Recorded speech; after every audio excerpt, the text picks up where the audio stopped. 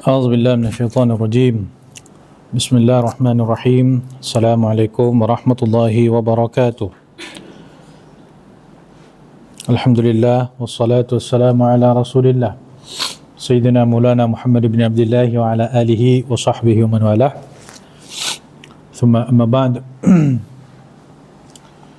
Alhamdulillah, malam ni kita teruskan pengajian kitab 40 hadis As-Siddiqiyah karangan Sayyidi Abdullah bin Siddiq Al-Ghumari rahimahullah ta'ala. Kita teruskan dengan hadis ke-33.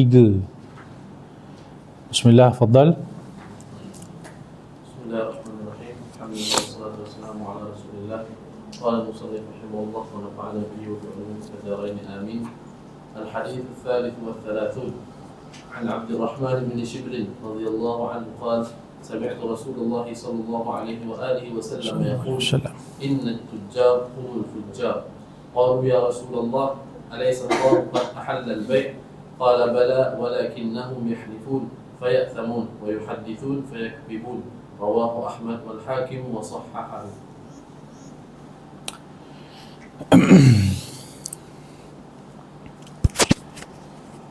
Baik. Hadis ke-33 daripada Abdurrahman ibn Shibl radhiyallahu anhu qala sami'tu Rasulullah sallallahu alaihi wa ala alihi wasallam yaqul inna tujjara humul fujjar.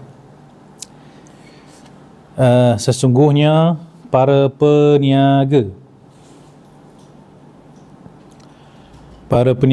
adalah orang-orang yang fujjar.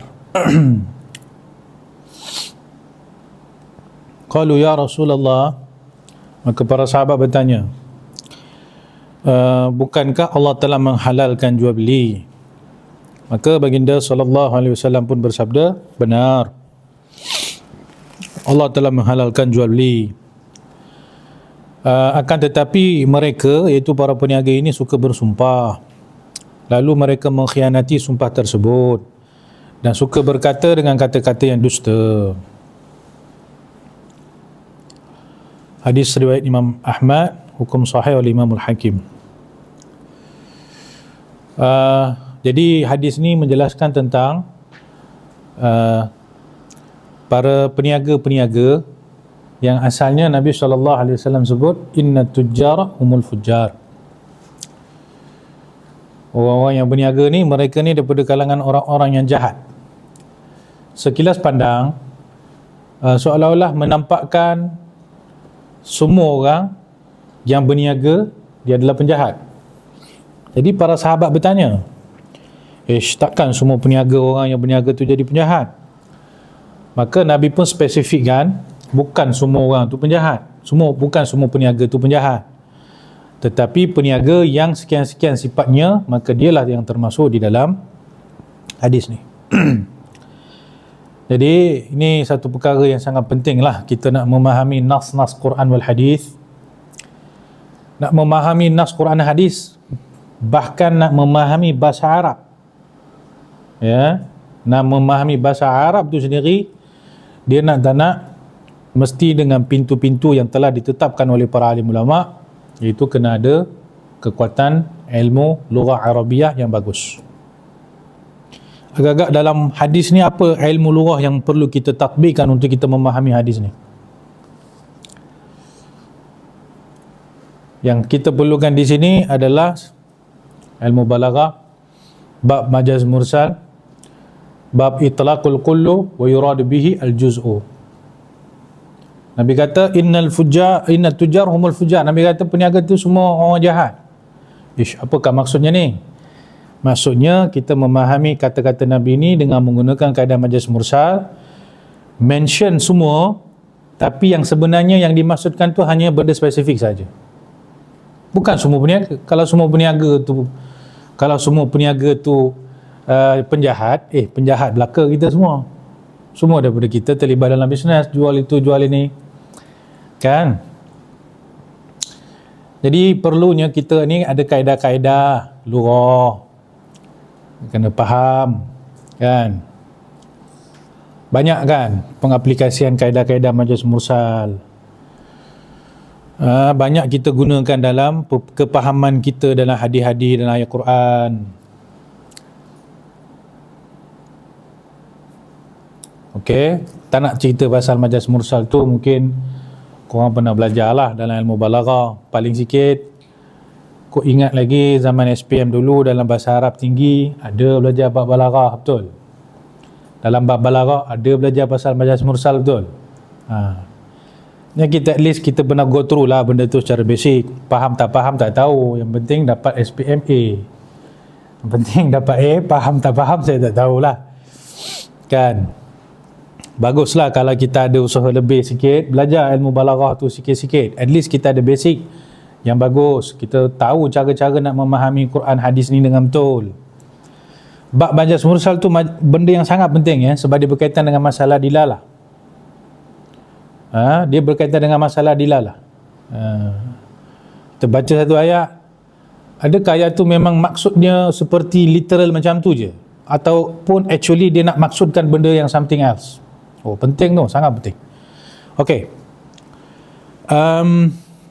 Jadi kita faham dengan kata-kata dalam hadis ni bahawa yang dimaksudkan oleh Nabi SAW adalah bukan semua yang berniaga tu adalah penjahat, tetapi sebahagian daripada mereka. Disokong lagi dengan hadis Nabi SAW yang lain, innal fujjara ya'ti yawmal qiyamah, inna tujjara ya'ti yawmal qiyamah fujjaran illa man saddaqa wa barra. Ada 3 sifat Nabi sebut, illa man saddaqa wa barra, satu lagi. Jadi seolah-olah kebanyakan orang-orang yang berniaga dia adalah penjahat. Sebab kejap kita sebut, kecuali mereka yang benar-benar jujur di dalam perniagaan mereka. Okey. Jadi sahabat pun bertanya, kenapa peniaga-peniaga ni ramai yang dilabel sebagai penjahat? Sebab Nabi kata perniagaan ni dia madhinnah lil kadhib. Perniagaan ni dia terdedah kepada kemungkinan orang yang berniaga tu dia kena menipu untuk mendapatkan untung. Penipuan dalam perniagaan adalah sesuatu yang sangat banyak dilakukan.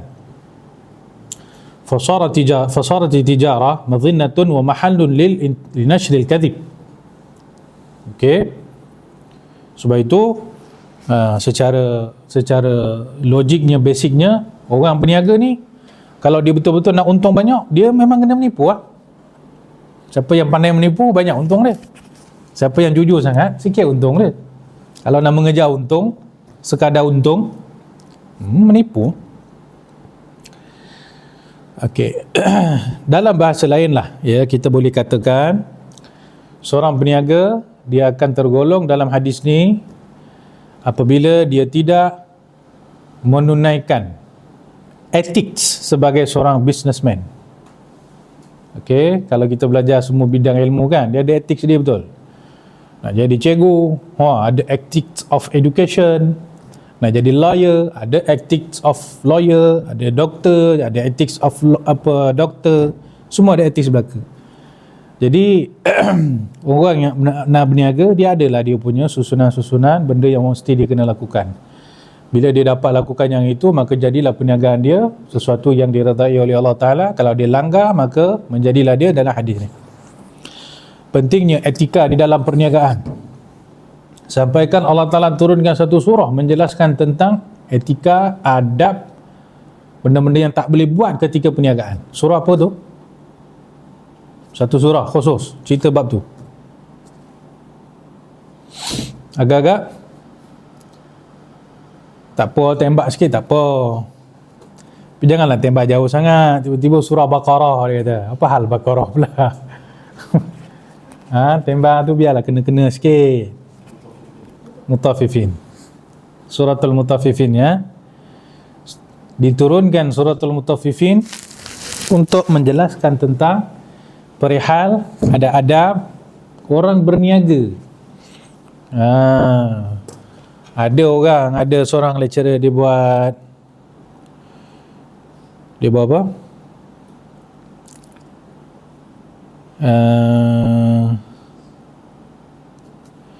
Dia ada buat satu journal tentang ethics of business through surah Al-Mutaffifin. Pensyarah UIA yang buat tu. Jadi kau jumpa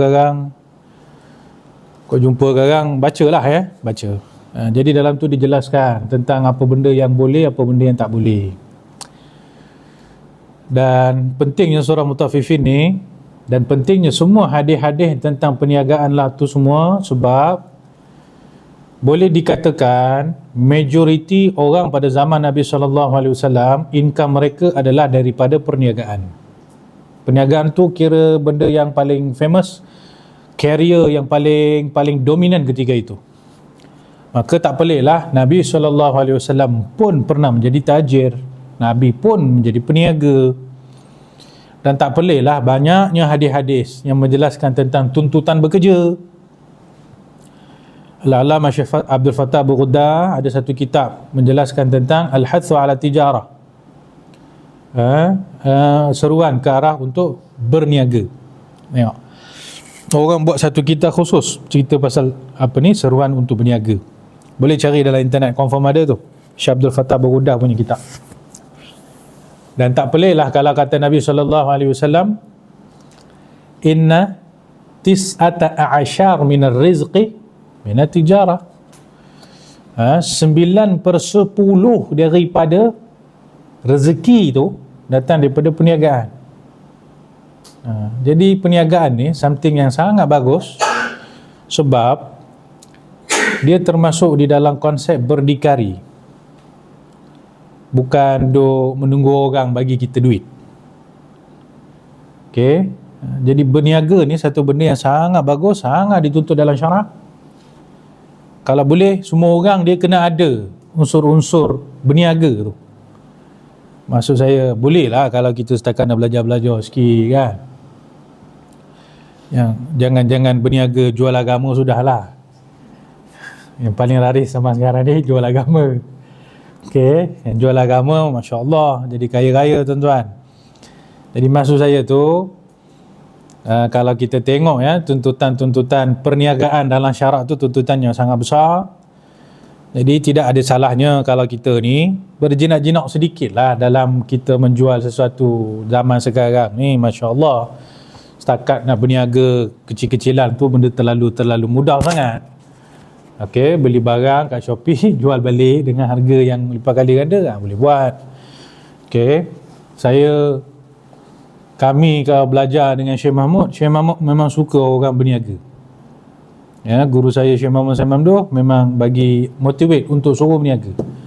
Saya berniaga daripada umur saya 20 tahun sampai sekarang. Jangan bayangkan aku ni businessman yang juta-juta tu kan. Kami bisnes jual kitab. Daripada dulu sampai sekarang jual kitab saya tak stop. Kalau Syekh Mahmud, saya ingat lagi cakap dia, jual kitab ni dia ada 3 benda boleh dapat. Okey, kelebihan jual kitab ni 3 benda. Pertama, duit lah. Okey, jual kitab ni memang masya-Allah lah. Kalau kena kitab-kitab yang bagus-bagus, yang berilmiah, wah, laris. Tapi jangan semua lepas ni jual kitab pula, kacau lain aku orang. Saja saya nak share pengalaman saya lah, macam mana kami dimotivate untuk berniaga. Pertama, Syekh Mahmud selalu sebut, berniaga kitab pertama dapat duit. Bahkan ni Syed Abdullah Umari jual kitab dulu, abang dia Syed Ahmad jual kitab dulu, Syed Abdul Aziz jual kitab. Semua kalangan Sadar Umari mereka pernah menjual kitab. Bahkan mereka menerbitkan kitab, mereka tahqiq, terbit dan jual. Petah lagi kalau dia orang dapat beli kitab-kitab yang rare, wah, memang seronok. Pertama, dapat keuntungan dia. Satu. Nombor dua, dapat barakah. Barakah pada menjual kitab tu. Kan. Nombor tiga, dapat sebar ilmu. Dapat sebar ilmu. Saya hampir-hampir saya boleh buat satu makal ataupun jurnal secara ringkas peranan penjual-penjual kitab di dalam merangsang perkembangan ilmu di Malaysia. Salah satu faktor yang maybe bukanlah dominan sangat, ya, tapi salah satu faktor yang kita memang tak boleh menafikan, perkembangan ilmu kajian di Malaysia ni dibantu oleh orang-orang yang menjual kitab. Saya nak buat kajian hadis tentang hadis-hadis palsu. Saya duduk Malaysia. Saya nak beli kajian-kajian tu macam mana? Saya cari penjual-penjual kitab. Kau tolong belikan, kau tolong belikan, kau tolong belikan. 2 minggu semua kitab yang saya nak sampai dekat meja saya terbang daripada Mesir. Saya nak buat kajian tentang contohnya usul fiqh, ad-dilalah. Dilalah apa ni, mukhalafah ke apa benda ke, mafhum mukhalafah, mafhum tu. Benda yang saya confirm kalau saya pusing daripada Perlis ke Johor, saya takkan jumpa kajian-kajian tu kat Malaysia. Saya boleh dapatkan daripada luar negara dalam tempoh sebulan boleh sampai. Sebab adanya orang-orang yang boleh tolong benda tu. Kita tengah blur ni, apa aku nak buat ni, apa saya nak kaji ni, tesis tak jumpa point lagi, jurnal tak berjalan ni. Tiba-tiba jumpa pula ada orang jual kajian tesis daripada tak mana kan, himpunan makalat-makalat. Memang melegakan kita sebagai pengkaji lah. Jadi jadi perniagaan kitab di Malaysia ni sangat penting sebab dia menjadi salah satu sumber dakwah, membantu kepada penyelidikan, membantu kepada banyak benda lah, penyebaran ilmu, menguatkan akidah Ahlussunnah wal Jamaah, kajian-kajian yang terbaru, yang paling terbaru boleh sampai ke Malaysia. Itu semua dibantu dengan orang-orang yang berniaga menjual kitab. Okey, kita kembali. Jadi tak salah lah kalau kita ni belajar-belajar sikit, memberanikan diri untuk berniaga dengan niat kita nak mengamalkan hadis-hadis Nabi, kita nak ikut sunnah Nabi. Manalah tahu tiba-tiba jadi pula bisnes tu. Jadi alhamdulillah itu rezeki daripada Allah Subhanahu Wa Taala. Tapi kalau nak berniaga mula-mula ni janganlah letak modal sampai 10,000 ke apa ke. Letak modal 200, 300 jadi lah. Okey. Itu secara ringkas tentang kepentingan perniagaan dalam syarak. Kemudian di samping perniagaan tu sangat dituntut dalam syarak, maka di sana adalah perkara-perkara yang boleh buat, perkara-perkara yang tak boleh buat. Ya, antara perkara-perkara yang tak boleh buat adalah menipu untuk melariskan barangan dia. Kita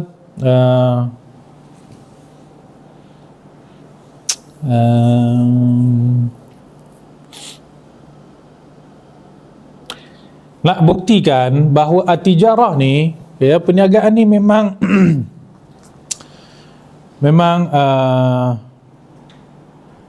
memang satu, apa kata orang, memang satu tempat yang memang orang biasanya susah nak jadi jujur. Adalah apabila kita lihat macam mana ketika Nabi SAW memeniagakan barang-barangan dagangan Sayyidah Khadijah ketika kita umur Nabi 25 tahun. Nabi berniaga di kota Syam, meniagakan barang-barang Sayyidah Khadijah.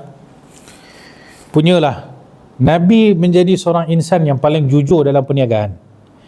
Dan kejujuran Nabi dalam perniagaan ni menjadi satu highlight, menjadi satu kata orang benda yang sangat diperhatikan. Sampai Sayyidah Khadijah pun rasa begitu tertarik dengan kejujuran Nabi SAW dalam perniagaan. Apa kita faham daripada itu? Kita boleh faham secara mafhum mukhalafah dia bahawa kejujuran dalam perniagaan hatta pada zaman dulu itu satu benda yang rare. Sampaikan orang yang jujur dalam perniagaan tu dianggap masya-Allah jujurnya dia bagus. Maksud dia yang biasa orang lain semua dia tak jujur. Kebiasaan dalam perniagaan zaman dulu berlaku penipuan, berlaku tu ni apa semua. Tiba-tiba ada Nabi seorang, ada Nabi SAW sangat jujur, Maka itu menjadi fokus dan tarik perhatian Sayyidah Khadijah. Senang cerita macam inilah. Ada 10 orang berniaga, 9 orang menipu. Tak jujur.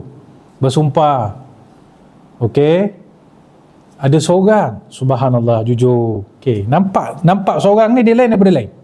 Itu yang Sayyidah Khadijah tertarik kepada Nabi. Jadi pada zaman tu dulu pun at-tijarah itu dah jadi satu tempat untuk orang menipu. Itu scam.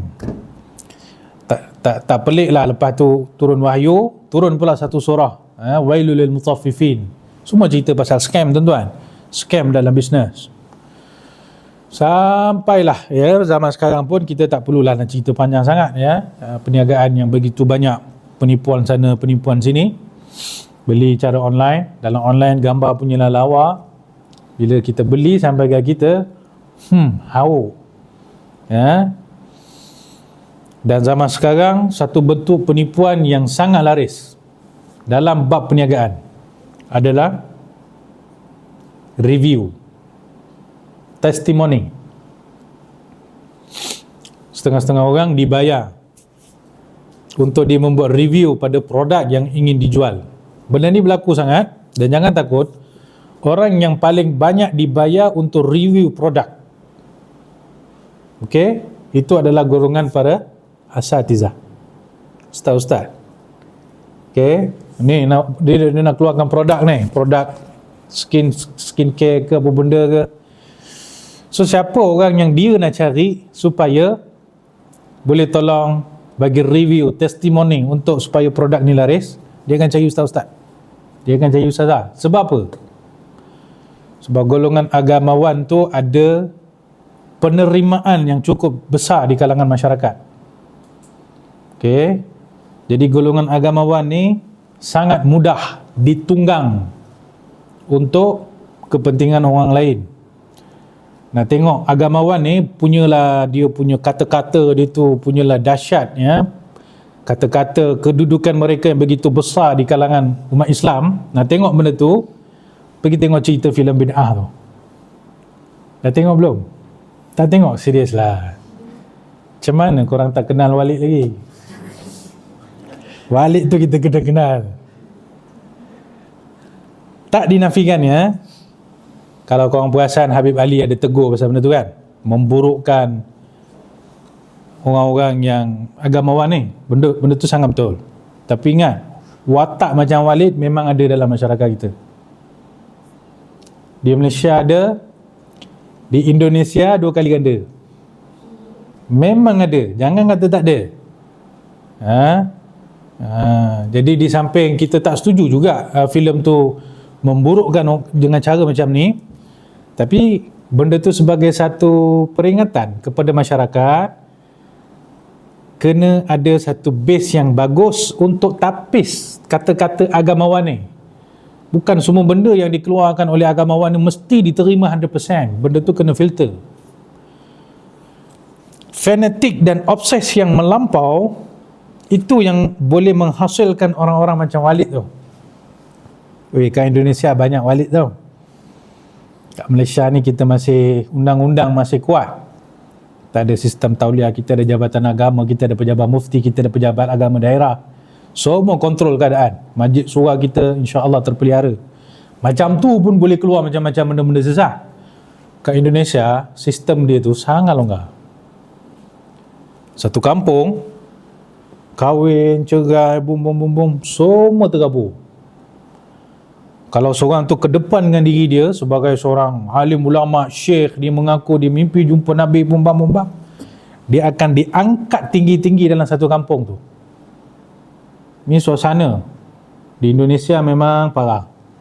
Sebab penguatkuasaan undang-undang yang sangat lemah dalam bab agama. Dekat Malaysia selamat. Daripada sudut penguasaan tu kuat lah. Ada report je, settle. Jadi saya nak bagi tahu tadi, kata-kata agamawan ni dia ada impact yang sangat kuat. Jadi kalau kita ni netizen, kita bersama dengan agamawan, pastikan kita ada filter. Kita kena ada filter.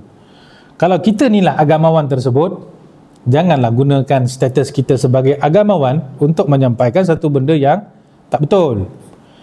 Ini nak buat satu produk, nak jual satu produk, panggil ustaz-ustaz selebriti. Ustaz-ustaz selebriti pun dia pun buat video. Alhamdulillah saya dah pakai benda ni, ya, dan saya mendapati benda ni bagus. Siapa makan insya-Allah boleh dikurus dalam 3 hari. Ya, saya sangat cadangkan siapa nak kurus boleh ambil produk ni. Kalau benda tu dia betul dah makan dan minum dan dia betul menyampaikan satu benda yang benar, dia selamat nanti depan Tuhan. Tapi bayangkan dia tak pernah makan pun benda tu. Setakat dia review kosong. Ada tak orang macam ni? Oh, ada sangat. Dia buat testimoni kosong. Okey, kalau tuan-tuan perasan ada satu video Ustaz Wadi. Ustaz Wadi pernah kata dalam satu video dia pernah di offer dekat 50,000 untuk memberikan testimoni untuk satu produk. Dia tolak. Tolak. Sebab biasanya lah kita akan disuruh menyampaikan satu benda yang tak tally dengan testimoni tu pun. Yang penting bayar. Okay. Setengah orang kalau dia nak bayaran, okay, dia buat je kan. Okay, bayar saya sekian-sekian, saya buatkan video untuk you. Betul tak betul testimoni tu, cerita belakang. Maka ini juga termasuk di dalam hadis yang kita sebutkan tadi, yang memberikan review, yang memberikan testimoni yang palsu. Kalau betul dia dah, kalau review ataupun testimoni itu betul, dia selamat.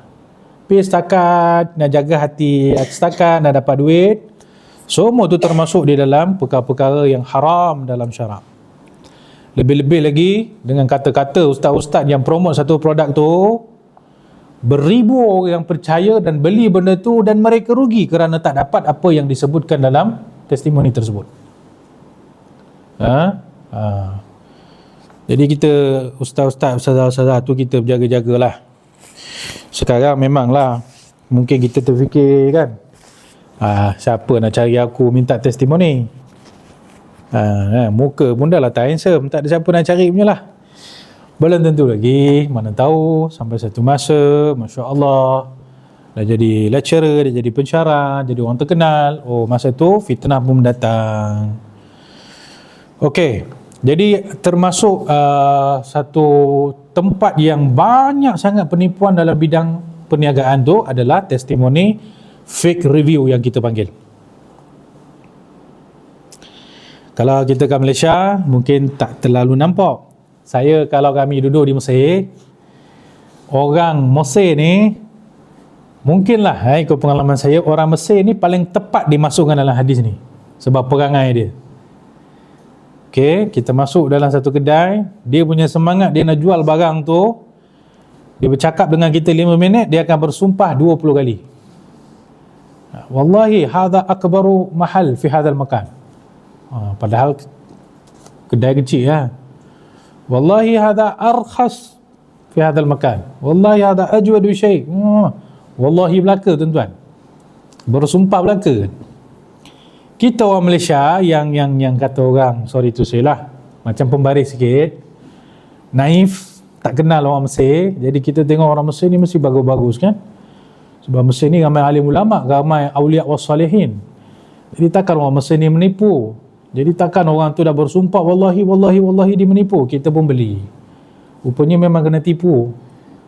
Sebab Mesir tu bukan tempat awliya wassalihin je, di tempat Fir'aun juga. Fir'aun pun kat situ, Qarun pun kat situ, Haman pun kat situ.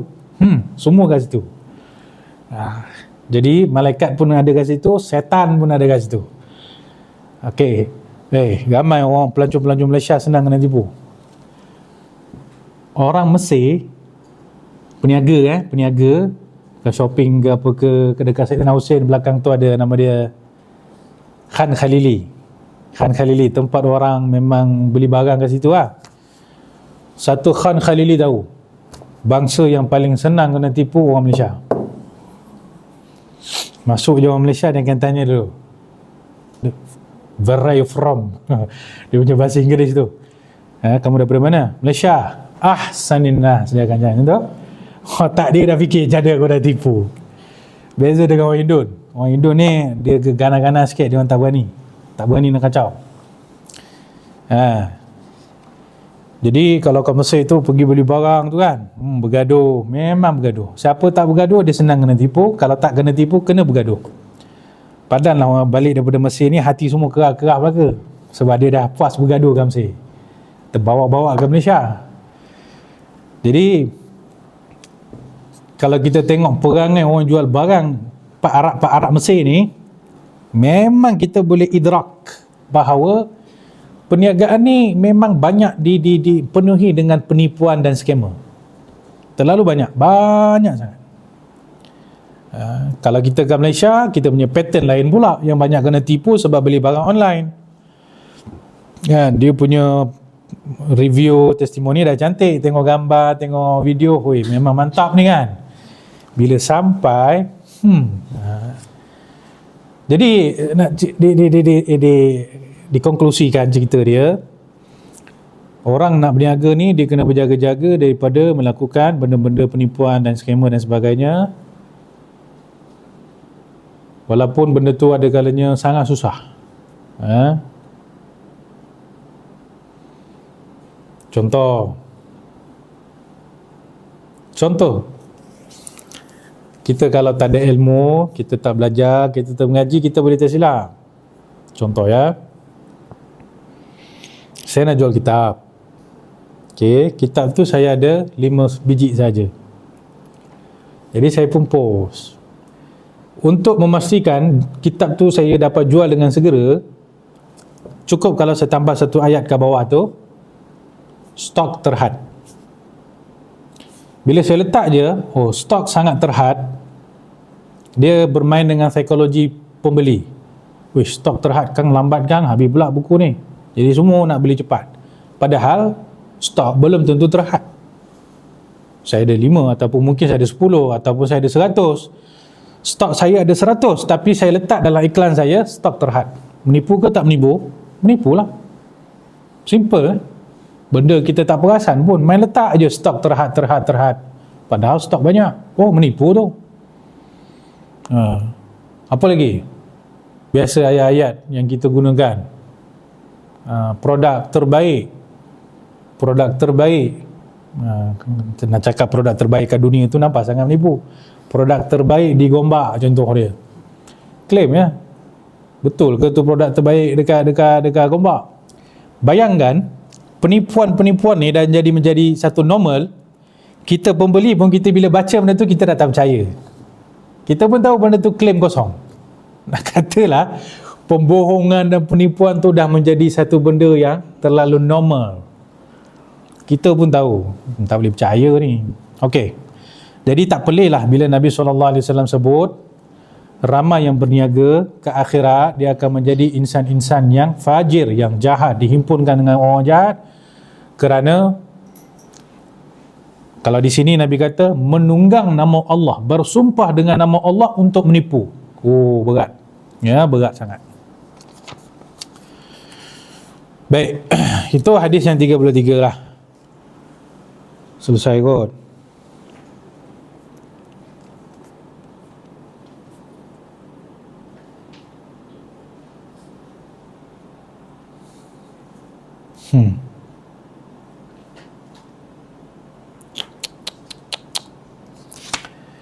Orang-orang berniaga ni sampai dia nak membuktikan kata-kata dia tu betul, bersumpah dengan Allah, bersumpah.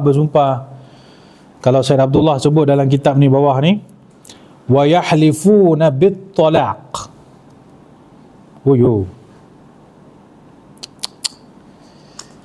Dia punya semangat nak membuktikan produk ni betul-betul berkesan, sampai dia bersumpah. Dia kata kau pergi, kalau produk ni fake, jatuh talak saya dengan isteri.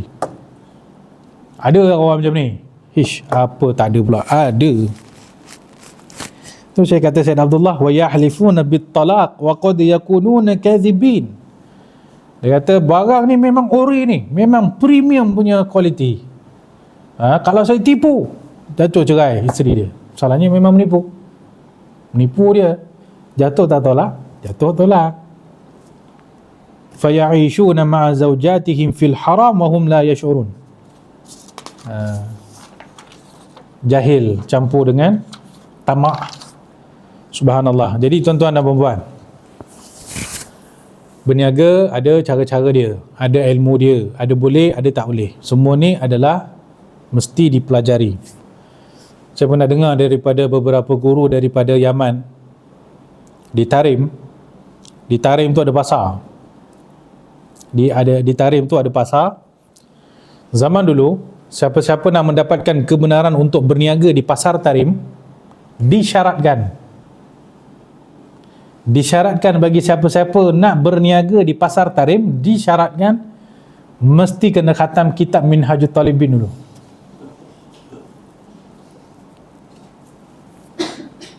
Kitab Minhajut Talibin. Okey, siapa yang memang belajar turas, dia tahulah susunan kitab-kitab fiqh kan. Safinah, Abi Syuja', Fathul Qarib. Maybe lepas tu Umdatul Salik ataupun Fathul Mu'in, Minhaj. Maksudnya Minhaj ni tangga ke berapa ni?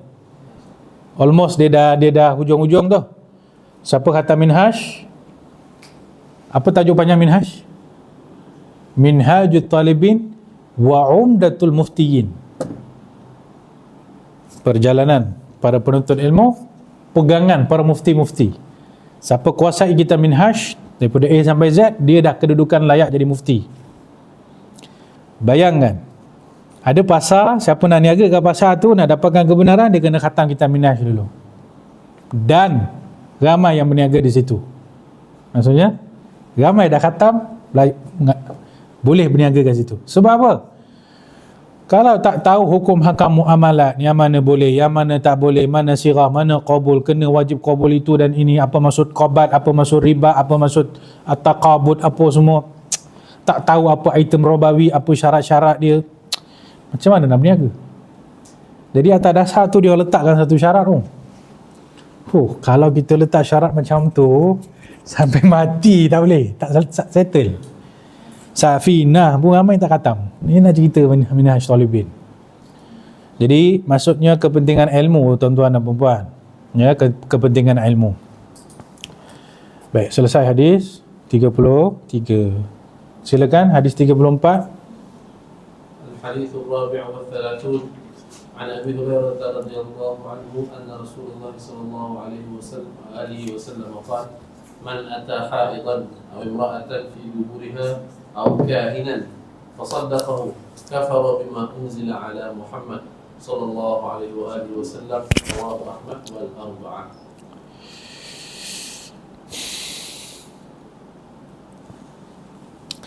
Hadis ni boleh tahan, perbincangan dia agak mendalam sikit.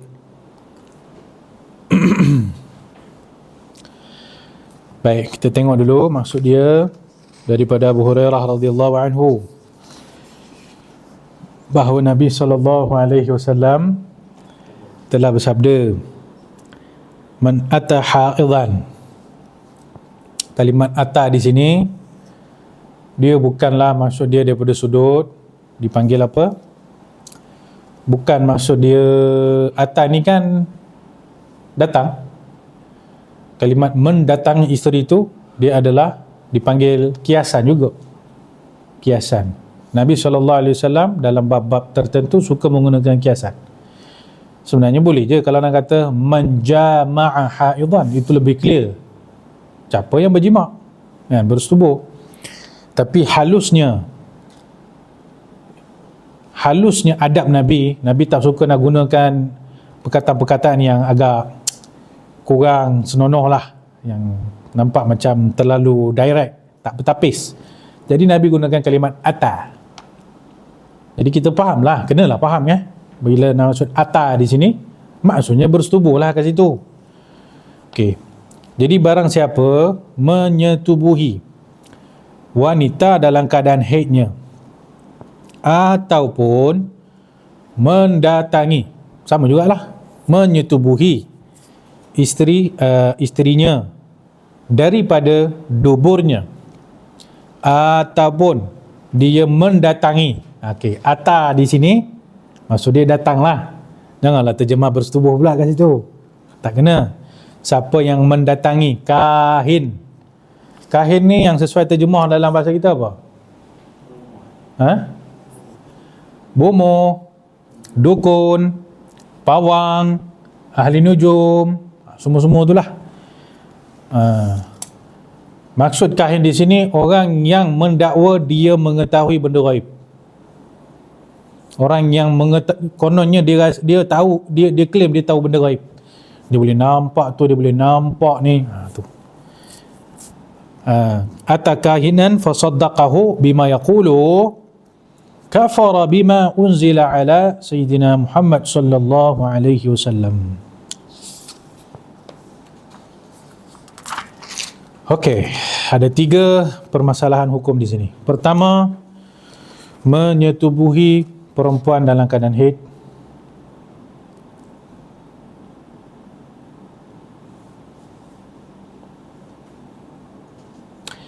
Tentang masalah ini memang sangat clear sebab benda ni telah disebut dalam Al-Quranul Karim. Auzubillahi minasyaitanir rajim. Wa yas'alunaka 'anil mahid qul huwa adha fa'tadhilun nisaa fil madid. Okey, wala taqrabuhunna hatta yathurna. Fa idza tatahharna fa'tuhunna min haitsu amarakumullah. Okey. Jadi tak adalah, hampir-hampir tak ada khilaf lah. Hampir-hampir tak ada khilaf tentang pengharaman seorang suami menyetubuhi isterinya yang sedang dalam keadaan haid. Haram. Ijma' sebab benda tu disebut dalam Quran. Okey.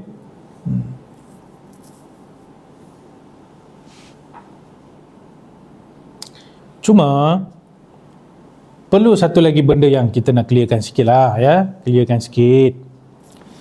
Dan sebelum tu, bila kita baca hadis-hadis macam ni, hukum hakam yang berkaitan, kita tak boleh lah ada bersifat, nak kata macam mana merasakan benda-benda ni tabu sangat. Yang benda ni kita rasa macam tak senonoh pula nak belajar benda ni kan. Okey, cuba kita tengok betul-betul permasalahan tentang al-alaqah az-zawjiyah, perhubungan suami isteri. Bukan setakat bab hak-hak dia tau, lebih deep lagi tentang hukum hakam, tentang apa yang perlu buat, apa yang tak boleh buat. Benda yang kalau kita rasa benda tu sangat macam tak patut dibicarakan, benda-benda macam ni dihurai, dikupas dalam semua kitab-kitab besar-besar yang kita belajar dalam ilmu Islam. Contoh, Tafsir Tabari. Kalau boleh keluarkan ya tentang pandangan-pandangan Imam Tabari dalam bab alaqah zaujiyah, kita akan jumpa banyak sangat benda tu. Dalam kitab hadis Faidul Qadir Imam Al-Munawi, ada. Dalam kitab Ma'anul Athar Imam Tahawi, banyak. Semua daripada mereka membicarakan secara spesifik dia tu tahapnya. Kita baca tu kita boleh rasa macam geli pun ada, tapi dibincangkan oleh para alim ulama dalam kitab-kitab dia orang. Jadi ada setengah orang dia rasa apa benda lah ni, tak senonoh. Orang kalau ni 9 kau senereh betul kan. Dia rasa benda tu lucah dan sebagainya. Padahal sebenarnya kalau kita duduk dalam bidang ilmu, kajian ilmiah, benda tu tak boleh dianggap sebagai benda lucah. Kerana ada kalanya orang tak nak belajar benda tu kononnya sebab lucah, nanti dia akan sanggup dia melanggar benda tu, jadi hukumnya haram. Tadi saya tengok, saya ada cek lah tentang permasalahan yang nombor 2, iaitu mendatangi isteri daripada dubur. Subhanallah, khilaf tuan-tuan ya, khilaf dia tu besar, khilaf dia. Kejap lagi saya mention pasal benda tu. Jadi poin saya adalah benda yang berkaitan dengan al-alaqah az-zawjiyah adalah benda yang sebenarnya sangat penting juga dalam ilmu Islam. Of course lah, benda tu bukan prioriti. Okay, tapi dia termasuk dalam tu. Jangan, kita tak boleh nak mengabaikan benda tu. Bayangkan, ada seorang ulama mengarang satu manzumah. Tahu manzumah kan? Nazam. Manzumah dalam menerangkan kaifiyatil jima'. Boleh tahan. Siapa tahu nama manzumah tu? Tak tahu Bagus betul lah student kita ni. Masya Allah, hati semua bersih belaka Masya Allah. Manzumatu Ibnul Yamun. Nama Manzumah tu terkenal. Kalau di pondok-pondok level tinggi-tinggi, tok guru mengajar Manzumah tu. Mengajar Manzumah Ibnul Yamun. Jangan cari pula kat Google kejap lagi. Manzumah Ibnul Yamun ni ada pula syarah, ulama-ulama lain datang syarahkan benda tu. Qurratul Uyun fi syarhi Manzumati Ibnul Yamun. Bukan satu, ada 4-5 syarah. Bayangkan satu topik yang kita rasa boleh tahan, sensitif, siap karang nazam lagi, boleh siap syarah lagi. Okey, kebetulan 2 hari lepas. Hari ni apa? Hari Abu Hari apa saya pergi? Hari Isnin. Saya hari Isnin jumpalah dengan seorang kawan. Kawan tu bawa seorang kawan dia lagi. Dua-dua orang Yaman lah. Okey, seorang orang Indon, seorang lagi Yaman. Kawan dia daripada Yaman. Tak macam mana lah duk borak, sembang apa semua. Kawan yang Yaman ni muda lagi tu. Kalau tak silap umur dia 27 tahun. Tak macam mana tersembang sikit, bab hukum hakam lah. Korang jangan fikir benda lain. Bab hukum hakam kan. Sampai kawan yang daripada Yaman ni dia kata, kalau benda setakat bab-bab alaqah zaujiyah ni, kau dengar je cakap aku, sebab setakat ni aku dah khatam 40 kitab dalam bab ni. 40 kitab dalam bab al-alaqah az-zaujiyah. Dia tajuk dia sah, Huququz Zaujain pun termasuk. Syekh Nawawi Banten pun ada kitab Huququz Zaujain. Uqudul Lujain fi Huququz Zaujain. Itu general dan memang semua orang boleh belajar. Tapi ada yang spesifik. Bawah-bawah tu benda yang agak dah sangat apa. Jadi namanya kitab Huququz Zaujiyah tu dia merangkumi semua, whole topic. Adik kepada Said Abdullah Ghumari, Said Abdul Aziz Al-Ghumari, ada satu tajuk kitab dia, Ma yajuzu wa ma la yajuzu fi alaqatiz zaujiyah ataupun alaqah al-jinsiyah. Saya tak cadangkan korang baca kitab ni. Semua kitab-kitab lain saya sebut, saya kata baca kan. Kitab ni satu je aku kata jangan baca dulu. Sikit lagi nak kahwin baru baca. Yang berniat tak kahwin dulu jangan baca dulu. Siapa yang berniat nak jadi bujang sampai meninggal, jangan dekati kitab ni. Kalau terbeli, bakar je kitab tu, jangan baca. Atau bagi dekat orang lain. Sebab perbincangan dia Masya Allah agak mendalam. Boleh kita baca tu, kita sambil menggeleng kepala lah. Benda ni semua dia ambil daripada kitab-kitab turas ya. Kalau kita tengok kan, pandangan mazhab-mazhab Maliki saya tak tahu kenapa geng-geng mazhab Maliki ni dia banyak membahaskan topik ni berbanding mazhab-mazhab lain. Ulama-ulama fuqaha Malikiyah tu banyak pandangan-pandangan dia orang dalam bab yang agak sangat sensitif lah. Okey, baik. Jadi tidaklah terlalu teruk kalau kita mempelajari hukum hakam yang walaupun benda tu nampak macam macam lucah ke apa ke, tapi benda tu penting sebab berkaitan dengan bab agama. Okey, pertama sekali dalam hadis ni, hukum berjima dengan isteri yang dalam keadaan haid, hukum dia haram secara ittifaq. Tak ada khilaf kat situ.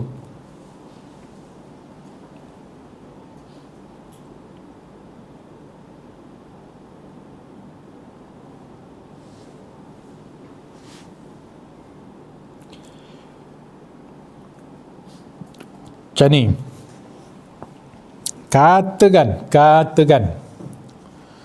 katakan orang tu bersama dengan isterinya. Lepas dia bersama dengan isterinya, baru dia perasan bahawa isterinya dalam keadaan haid. Isteri pun tak tahu, rupanya dia dah haid. Ada juga situasi jadi macam tu. Jadi apa situasi orang macam ni?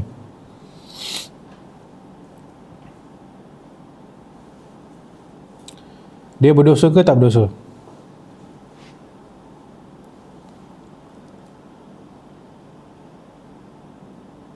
Berdosa tak kalau macam tu?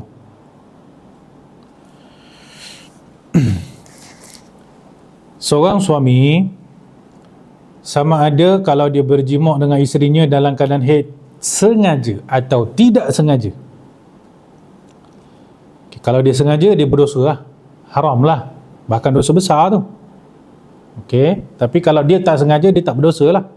Dalam kedua-dua situasi ini disunatkan bagi dia untuk apa?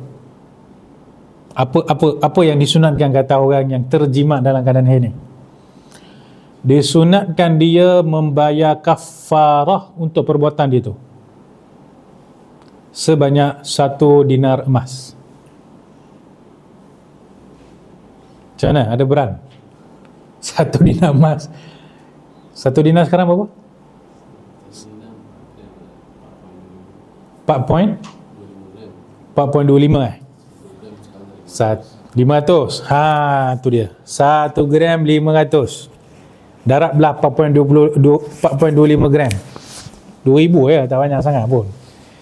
Jadi kafarah bagi seorang suami disunatkan bagi seorang suami yang berjimat dengan isterinya yang sedang dalam keadaan haid.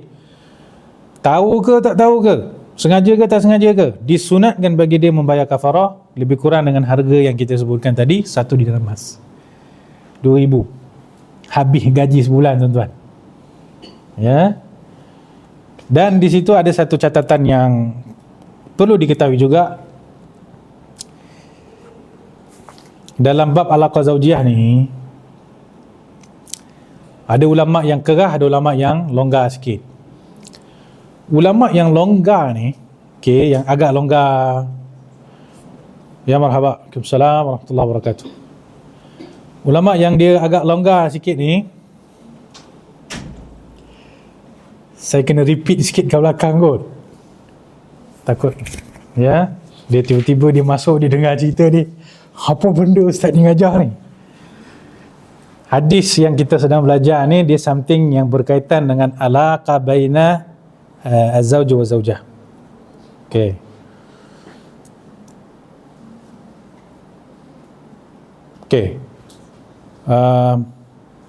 Setakat yang saya terbaca dalam kitab Syed Abdul Aziz Al-Ghumar itu, ma yajuz wa ma la yajuz tu, Syed Abdul Aziz mudah ya. Segala yang terkait dengan hubungan intim suami isteri adalah halal kecuali 2 perkara. Suami isteri macam mana dia nak istimta' sesama mereka, halal belaka, kecuali 2 je haram. Selain pada 2 perbuatan, buatlah apa benda nak buat pun, hukum dia tak haram. Yang ni mazhab dia agak longgar sikit. 2 yang haram ni, yang disebut dalam hadis ni. Pertama, berjimat dalam keadaan isteri dalam haid. Yang kedua, mendatangi isteri daripada belakang. 2 ni je haram. Selain daripada 2 ni, semua halal belaka. Ataupun ada tafsil dia, sama ada makruh atau tak digalakkan, ada benda-benda yang macam tu lah. Tapi yang ittifaq ulama, 2 perkara yang haram secara ittifaq. Minta maaf nak sebut even 2 ni pun tak ittifaq. Yang confirm ittifaq 1 je, ityanu zaujah wa hiya haidah, itu ittifaq. Ityanu zaujah min khalfiha hatta hadha amrun khilaf.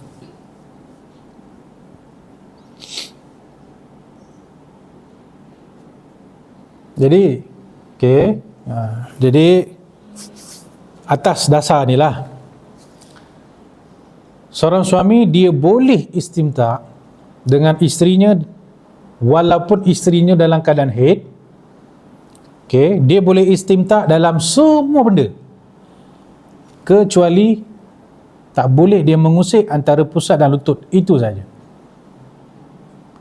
Yang tak boleh usik antara pusat dan lutut, itu sahaja. Selain daripada itu, semua halal bagi dia.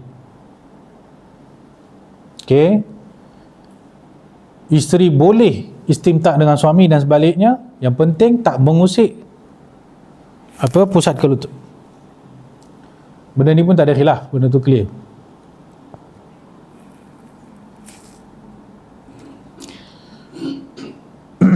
Kita mungkin belum masuk di dalam suasana gerbang al-haya' az-zawjiyah ni. Tapi orang kalau dah masuk,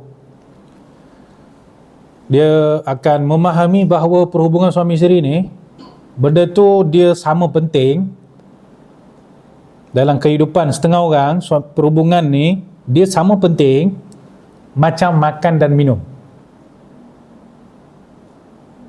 Saya confirm yang tak kahwin dia tak faham apa yang saya cakap. Kalau faham tu bahaya tau. Okey, tapi bagi orang dah berkahwin, perhubungan antara suami isteri ni sama penting macam makan dan minum.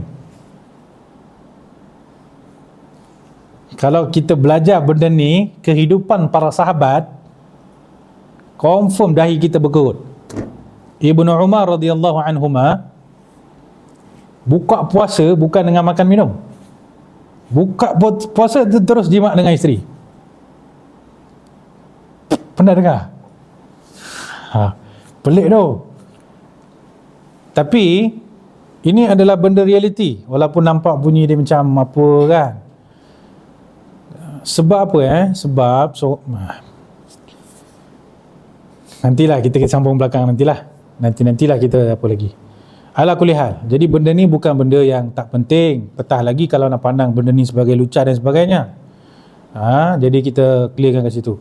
Dalam bab perempuan yang dalam keadaan haid, si suami boleh minta semua benda daripada isterinya kecuali pusat dan lutut. Okey, itu satu. Ini ittifaq. Yang kedua Nabi sebut dalam hadis ni adalah yang mendatangi isteri daripada arah lubang belakangnya. Sekilas pandang, kita rasa benda tu semua setuju dalam bab ni. Bila kita kaji daripada sudut fiqh muqaran, kajian pandangan-pandangan ulama dalam bab ni, hukum mendatangi isteri daripada lubang belakang, kita mendapati ada pandangan-pandangan ulama ahli sunnah daripada kalangan mazhab Malikiyah yang memfatwakan hukum dia halal, kerana mereka berpegang dengan zahirun nas, nisa'ukum harthul lakum fa'tu harthakum anna syi'tum. Okey, ayat ni ada asbabun nuzul dia. Asbabun nuzul dia adalah antara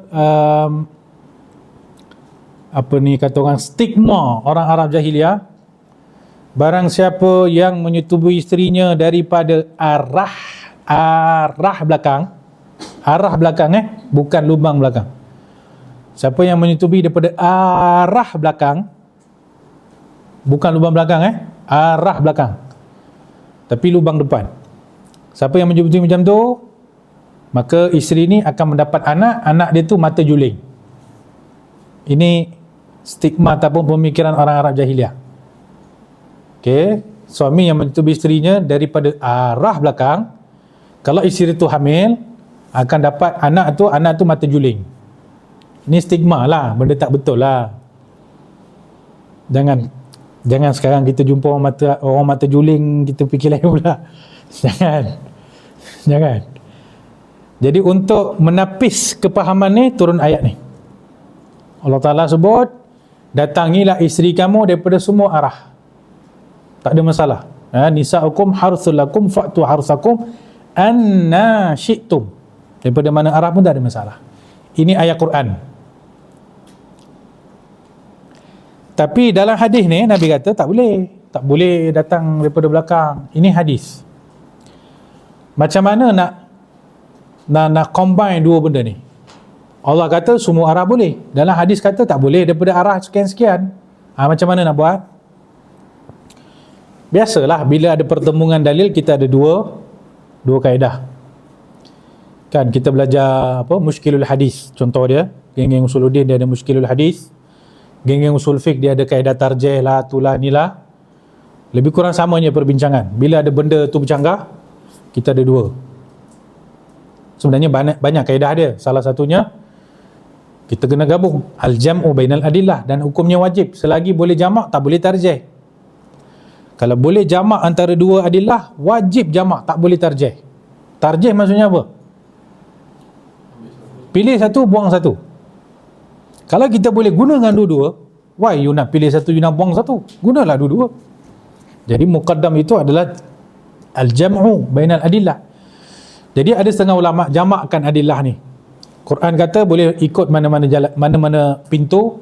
Nabi kata ada pintu tak boleh ikut. Macam mana nak jamak? Mereka menyatakan ayat Quran tu umum, wal hadis khusus.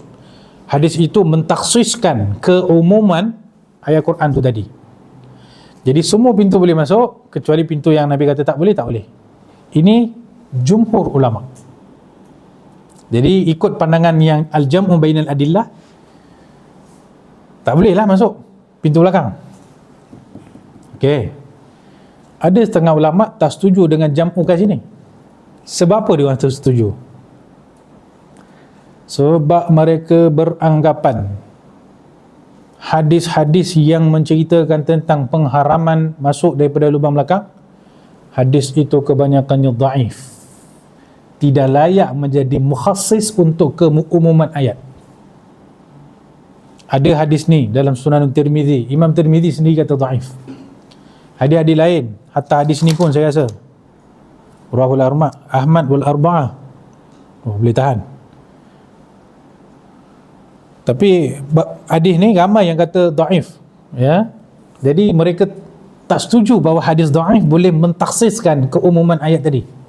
Maka keluarlah pandangan menyatakan boleh.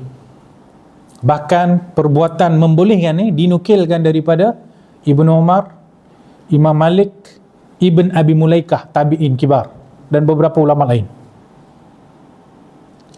Saya cerita ni supaya meluaskan ufuk pemikiran kita, pandai membezakan mana yang ittifaq alal haram, mana yang mukhtalaf fih. Jumhur mengharamkan, berpegang dengan hadis-hadis ni. Ada pandangan-pandangan tertentu yang membolehkan, yang dinukilkan daripada ulama-ulama yang saya sebutkan tadi. Okey, benda-benda ni kita boleh berbincang dengan syarat kita duduk dalam majlis ilmu bersama dengan ahli ilmu. Haram hukumnya benda yang saya tengah cerita ni, dia cerita dekat majlis surau. Takut pakcik-pakcik kalau dengar dia sakit jantung, dia padam terus kat situ. Okey, untuk orang awam kita ambil yang jumhur, harus perdana, mainstream. Dalam perbincangan ahli ilmu, dalam majlis ilmu, kita duduk dengan orang belajar usul fiqh, orang belajar fiqah, orang belajar usuluddin, hadis, belajar bahasa Arab, perbincangan kita akan luas. Tak seperti dalam majlis surau. Itulah bezanya. Kalau saya mengajar kat sini, sama macam saya mengajar kat majlis surau, tak ada bezalah korang dengan orang awam. Betul? Jadi bila kita luaskan perbincangan hukum lah, dalil lah, tu lah, khilaf lah, apalah, kita kena pandai lah consider dia punya tawazun dia tu. Dalam topik masalah ni, kita ada jumhur, kita ada minority. Kita stick to the jumhur. Okay, jumhur kata haram, tapi ada pula pendapat sikit-sikit yang kata benda tu halal, berpegang kepada zahir nas Quran tadi. Okay, ada setengah orang dia nak burukkan golongan Syiah. Sebab dalam satu mazhab ni, mazhab apa saya tak ingat, either Imamiyah ke, Jafariyah ke, Ismailiyah, antara tiga ni, ada satu mazhab dia orang memang terang-terangan dia orang kata benda tu halal. Mendatangi isteri daripada lubang belakang halal. Jadi ramailah juga ulama-ulama daripada ahli sunnah ni, dia nak kutuk, dia nak downgrade Syiah ni, dia pakailah peluru tu. Bila dah tembak guna peluru tu, dijawab oleh mazhab tersebut, dia orang boleh keluarkan pandangan-pandangan dan mazhab Maliki, yang ulama mazhab Maliki pun ada yang kata haram, bahkan Imam Malik pun, ada yang kata halal, bahkan Imam Malik pun berpandangan benda tu halal. Maksudnya benda tu memang perbincangan besar lah, ya, perbincangan besar. Ala kulli hal, kita berpegang dengan jumhur yang menyatakan haram mendatangi isteri daripada lubang belakang. Okey. Termasuk juga yang disebut dalam hadis ni, Nabi kata siapa yang mendatangi bomoh, bahasa Melayu kita banyak lah, bomoh, dukun, pawang, ahli nujum, semua sama, kahin. Maksud di sini orang yang mendakwa dia mengetahui benda gaib. Siapa yang datang kepada orang-orang macam ni dan dia percaya dengan benda macam ni, maka hukum dia adalah haram. Haram. Kufur tak kalau dia percaya?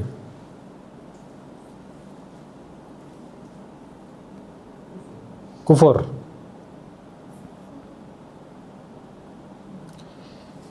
Dia kena tengok dia percaya tu macam mana. Kalau dia percaya memang orang ni dia mengetahui ghaib, memang orang ni memang power lah, dia boleh tahulah benda-benda ghaib, dia boleh nampak apa yang termaktub di Lauh Mahfuz, benda tu boleh membawa kepada kufur, kerana di sini dia telah menyekutukan ilmu Allah dengan ilmu bomoh tu.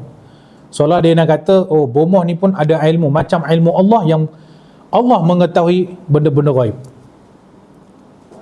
Kat sini boleh jadi kufur. Tentang permasalahan tahu benda ghaib ni, sebenarnya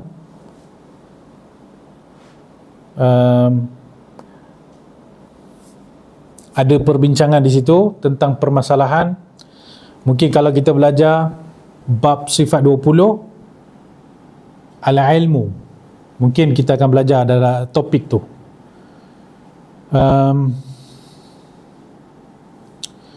Ulama Ahlussunnah wal Jamaah bersepakat tidak ada orang yang mengetahui perkara ghaib seperti pengetahuannya Allah Subhanahu Wa Taala.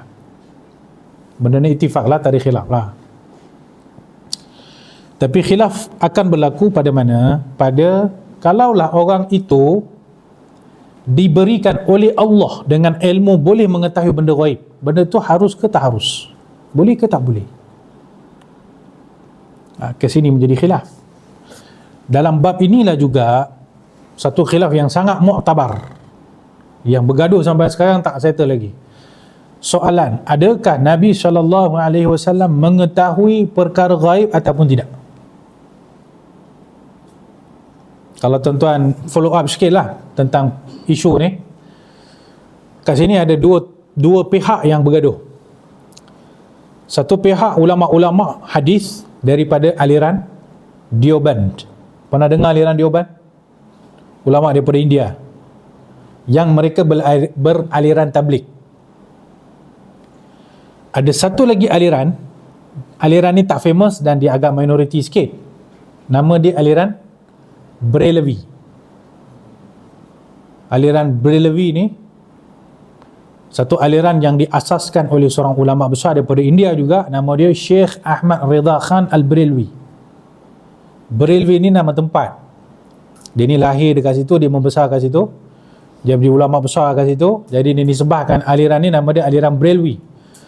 Aliran Brelvi, mereka berpegang dengan sangat kuat bahawa Nabi SAW juga mengetahui benda-benda ghaib.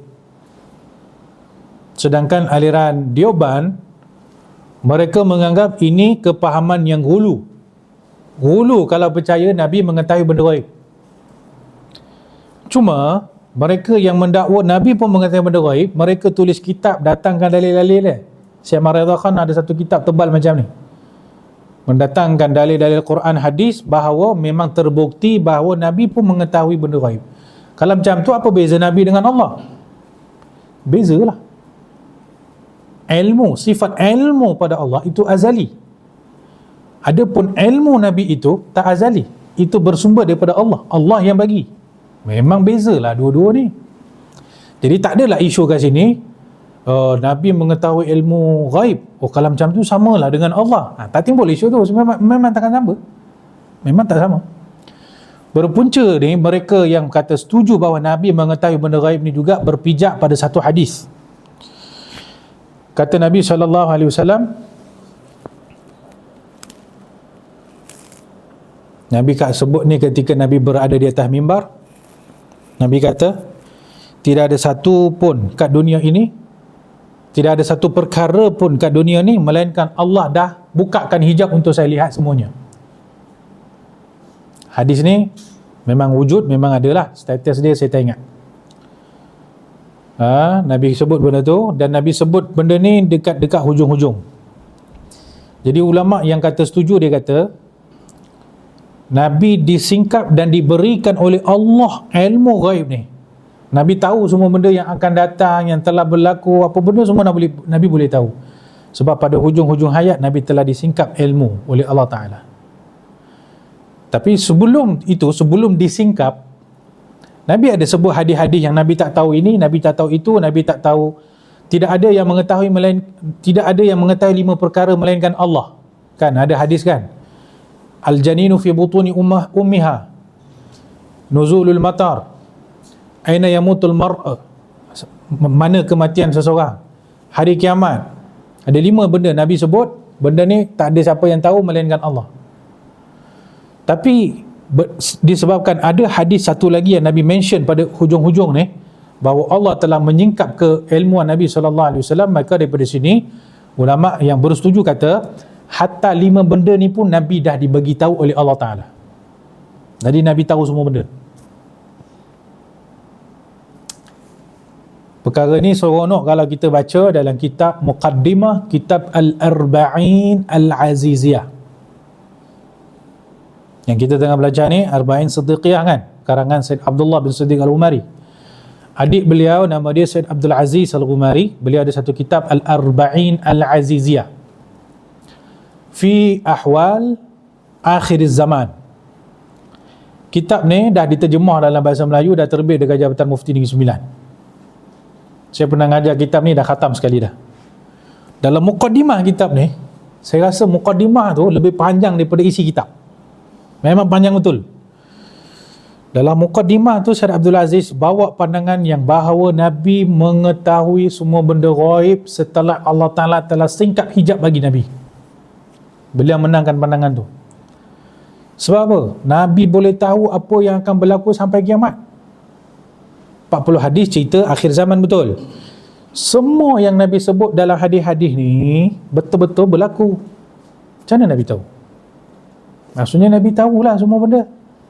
Kalau Nabi boleh tahu benda yang akan berlaku 1400 tahun akan datang, spesifik Nabi sebut, akan datang satu zaman macam ni, akan datang satu zaman macam ni, akan datang satu zaman macam ni. Macam mana Nabi tahu? Jadi dibawa perbahasan ni. Perbahasan ni menarik. Okey, kita penuntut ilmu, kita ambil tahu, kita baca-baca sikit. Tak adalah nanti terkejut kalau jumpa pandangan-pandangan yang tak sama dengan pandangan kita. Tiba-tiba kalau ada yang kata, Nabi tahu semua benda, tiba-tiba kita kata, you ni ghulu, terkeluar daripada akidah Ahlussunnah wal Jamaah, bid'ah, masuk neraka. Jangan macam tu. Kan? Jadi kita tahu pro and cons, kita tahu ni ada masalah, ni ada khilaf, ni betul, ini lawan jumhur, ini lawan ijma'. Ni kalau belajar lama-lama benda macam ni, kita tak dapat satu kerugian besar lah tuan-tuan. Jadi tentang permasalahan, ada tak selain daripada Allah Ta'ala yang mengetahui benda ghaib? Okey, kalau mengetahui ghaib seperti Allah, itu memang tak ada. Ittifaq tu. Siapa yang kata ada, maka dia kufur. Kalau dia kata, ni bomoh ni dia memang tahu macam Allah Ta'ala, kufur dia, terkeluar daripada agama. Tapi kalau ada orang berpandangan, ada sekian-sekian orang, dia tahu sebab Allah yang memberikan ilmu bagi dia, maka di situ kita kata ada yang setuju, ada yang kata tak setuju. Termasuk dalam ni juga perbincangan saya sebutkan tadi, adakah Nabi SAW mengetahui semua ataupun tidak. Okey, tiga perkara kat sini. Man ata haidan, man ata imratahu fi duburiha, man ata kahinan fasaddaqahu, kafara bima unzil ala Nabi SAW. Maksud hadis ni, siapa yang melakukan salah satu daripada 3 perkara, dia kufur. Okey, tiba-tiba kita kata tadi, antara 3 benda ni ada ulama-ulama buat, ada ulama kata tak, haram pun tidak, apatah lagi kufur.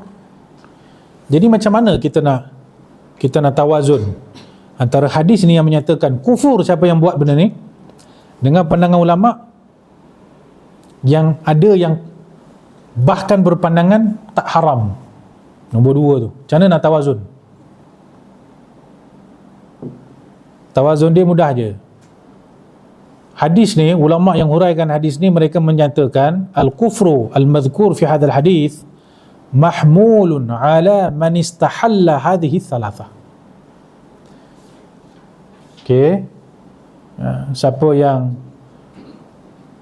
menghalalkan 3 benda ni, itu menjadi kufur. Masih ada perbincangan lagi sebab kekuatan hadis ini belum layak dijadikan sebagai sandaran yang autentik nak kata memang kufur orang yang menghalalkan 3 ni. Kita sebut tadi kan, semua hadis-hadis dalam bab ni kebanyakannya adalah dhaif. Jadi boleh tak hadis dhaif ni dijadikan sebagai sandaran? Kita kata siapa kata halal maka dia kufur. Kat situ ada perbincangan lagi lah. Wallahu a'lam. Sekadar tu dulu tuan-tuan. Jika ada apa-apa soalan, tafaddalu. Kalau rasa banyak perbincangan keluar topik, saya rasa keluar topik pun kita ni dia tak lari jauh lah. Ya, tak lari jauh. Saya cuba nak membezakan pengajian kita ni sesama student talabatul ilmi dengan pengajian kita dengan orang awam. Saya mengajar orang awam tak mengajar macam ni. Tapi kalau kita dengan pelajar-pelajar, dengan ahli ilmu, kita ada cara kita lah. Wallahu alam. Ada apa-apa soalan? Ada? Sister ada? Sisters ada? Tak ada soalan? Ada nak tanya? Tak ada? Macam nak tanya? Macam mana?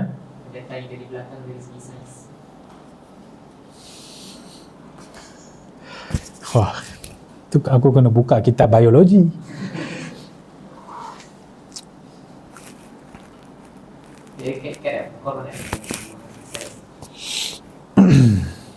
Macam saya katakan tadi,